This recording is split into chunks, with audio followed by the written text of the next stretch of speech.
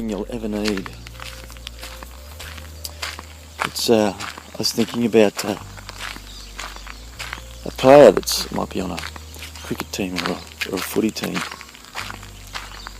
and they have resources to improve that player. They might have a skills coach, fitness coach, a nutrition coach.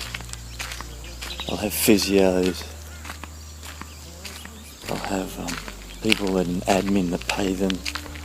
They'll have people out there working to get sponsorship in to build the club. They have the club that sells things, that does things. They might sell alcohol or do entertainment, so they've got to find people to do all those sorts of jobs to try and get the income in to try and help this player. Not only help that, but pay for all these resources. There's advertising, and there's this, and there's the people who do other jobs that create the businesses that won't pay for the advertising. And there's people around them, there's teammates. They've got to live somewhere, so people build houses and homes. There's these immense resources, immense, when you think about how far back it goes.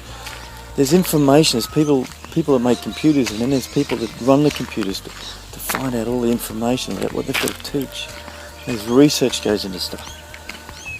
And when you think about what goes into a player, it is enormous. The bank of resources, the number of people, the community, the wealth that goes into helping a player reach his potential.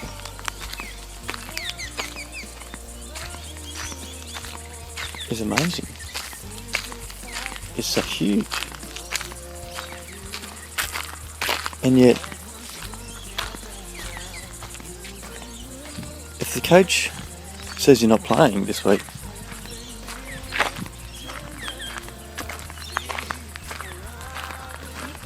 it's just a waste of those resources.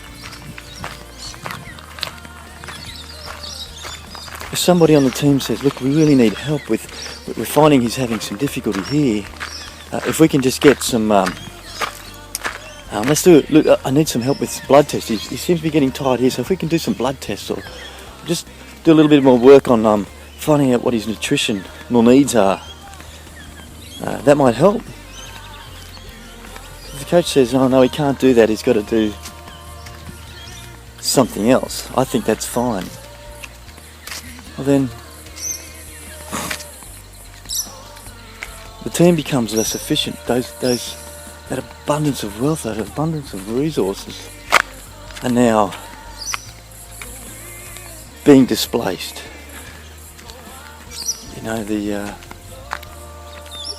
There's all this effort into bringing and helping this player, but if the coach of that player says no, then the team can't change, can't help that player in a particular area.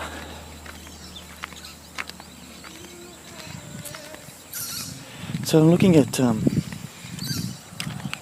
just contemplating that wealth of resource, and it's like, God spoke to me. He said, wow, that's nothing compared to what I have for you. The wealth of resources, everything you'll ever need, everything you want, all your desires, they're all here. I have done it. It is finished, Jesus said. They are here. But we need to learn how to access those resources. What's stopping us from accessing those resources? How do we tap into God?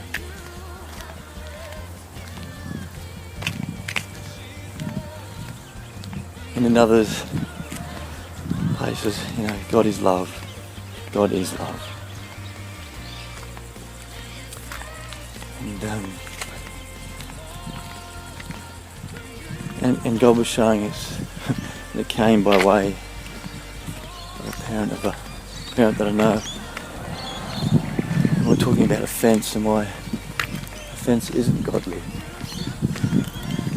And I couldn't explain why being offended isn't godly. And magpies. And she said, she must have been praying, God just gave her a word. And she said, you know what? It displaces love. Offence displaces love. So if you're displacing love, you're displacing God.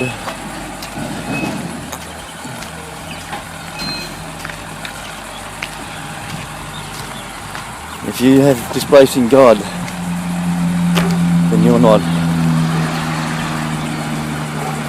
accessing the immeasurable, infinite resources that God has for you. So I suppose in another one, we'll start to look at what displaces love. So when we stop displacing God, pushing God away, those things that we want, we desire, our needs are all met. We can just rest in Him. We can rest in His love. Rest in the knowledge that He has everything for us, everything we need.